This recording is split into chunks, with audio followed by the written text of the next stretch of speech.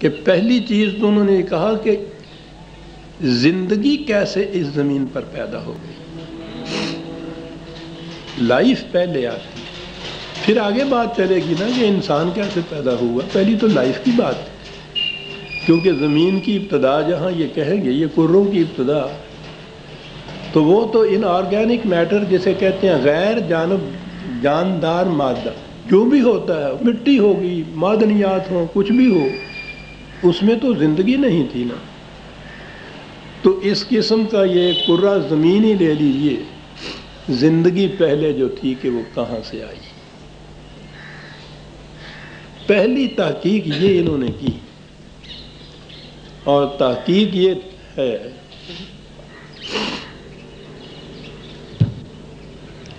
کہ سمندر کے کنارے یا پانی جو تھا وہ مٹی کے ساتھ ملا، مٹی کے اندر اس قسم کے سالٹس اور معدنیات تھے کہ پانی کے ساتھ مل کے سورج کی حرارت جب ان پہ پہنچی ہے تو ذرا سا اس کا خمیر اٹھا، اور اس سے ان کیمیکلز کے اس طرح پانی اور حرارت کے ملنے سے پہلا لائف سیل اس کے اندر پیدا ہوا.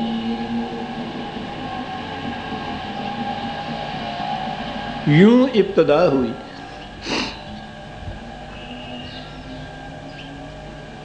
ان آرگینک میٹر میں نے کہا ہے مٹی، وہ ملتی ہے پانی کے ساتھ،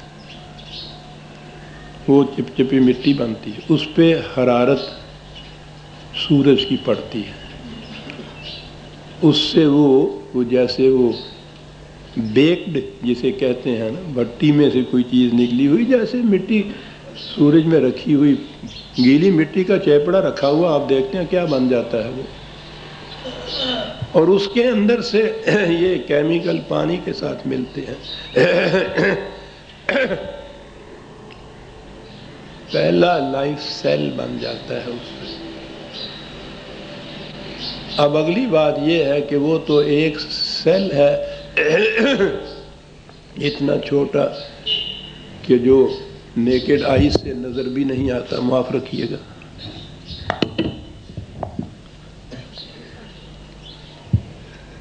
یہاں سے پھر وہ ایولیوشن کی تھیوری آگے آتی ہے، نظریہ ارتقاء، کہ لائف زندگی پھر مختلف مراحل میں سے گزرتی ہوئی اس سے مختلف قسم کی اسپیشیز یا انواع کیسے بنی اور بنتی ہوئی آگے چلی جائیں تاکہ وہ پیکر انسانی میں نمودار ہو گئی.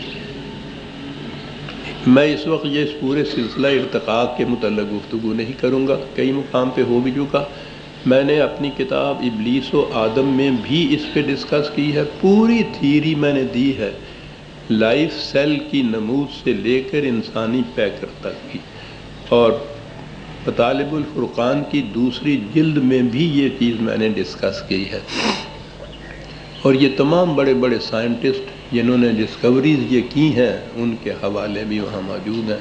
میں اس وقت وہ نہیں پیش کر رہا، اس وقت یہی آیت میرے سامنے ہے. خلق الانسان من صلصال کالفخار.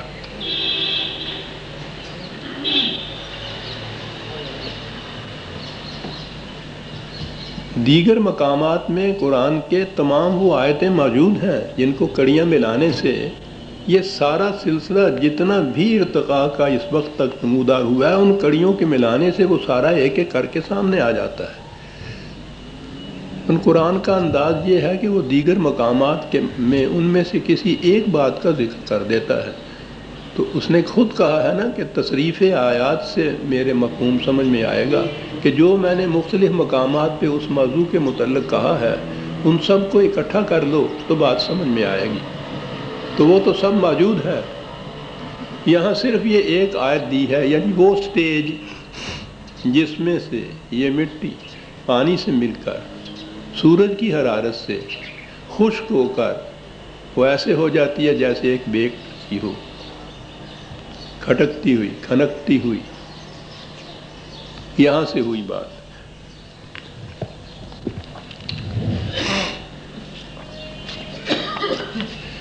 چند ایک آیتیں میں پیش کر رہا ہوں، اور ان کے ساتھ اتفاق ہے یہ کہ اسی مہینے جنوری 83 کا ریڈرز ڈائجسٹ آیا ہے، اس میں ایک بڑا پورا معلومات مضمون ہے تو مختصر لیکن بڑا جامع سا ہے، how life on earth begin, زمین پر زندگی کی نمود کیسے ہوئی، ابتدا کیسے ہوئی، شروع کیسے ہوئی۔ اب قرآن کے الفاظ کے اعجاز دیکھیے آپ کے بات کیسے سمجھاتا ہے۔ ہمارے ہاں تو یہ ہوا نا کہ وہ مٹی لی تھوما سا اور اس کو اس طرح سے ایک پتلا بنا دیا، روح پھونکی آدمی بن گیا، تو گویا یہ تخلیق ہو گئی نا آدمی کی۔ قرآن کہتا ہے بدأ خلق الانسان من طین، تخلیق انسانی کے پروگرام کی ابتدا مٹی سے ہوئی۔ ایک لفظ ارباب دانش اس کی داد دیں گے، خلق الانسان اگر صرف ہوتا تو وہ ٹھیک تھا کہ یہ پتلا ہی بنا دیا، اس نے تو ایک پوری کی پوری سکیم دینی ہے، لڑی دینی ہے، سلسلہ ایک دینا ہے۔ اس کے لیے اس نے یہ نہیں کہا کہ خلق الانسان من طین، اس نے کہا ہے کہ بدأ خلق الانسان من طین، 32/7، 32/7 اور مقامات میں بھی ہیں، لیکن بہرحال یہ ایک ریفرنس ہی کافی ہے۔ بدأ خلق الانسان من طین، انسان کے سلسلہ تخلیق کی ابتدا طین سے ہوئی۔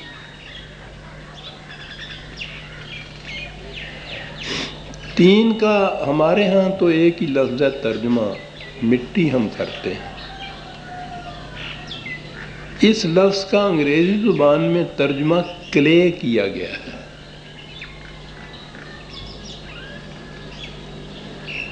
کلے ہوتا ہے ٹینیشیس، چپکنے والی مٹی، ایک تو بھربھری سی ہوتی ہے نا، ریتلی سی مٹی، وہ ایسی کہ جو چپک جائے ایک دوسرے کے ساتھ۔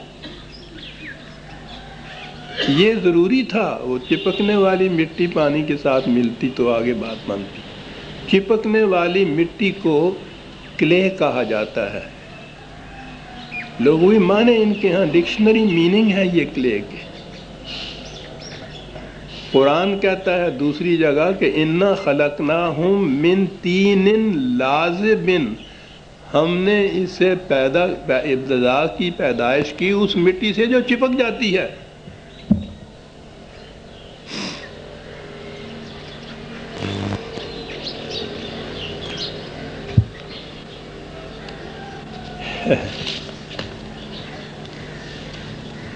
یہ مضمون نگار اس میں لکھتا ہے، بڑے بڑے سائنٹسٹ جو ہیں ان کے حوالے دے کے مضمون اس نے لکھا ہے۔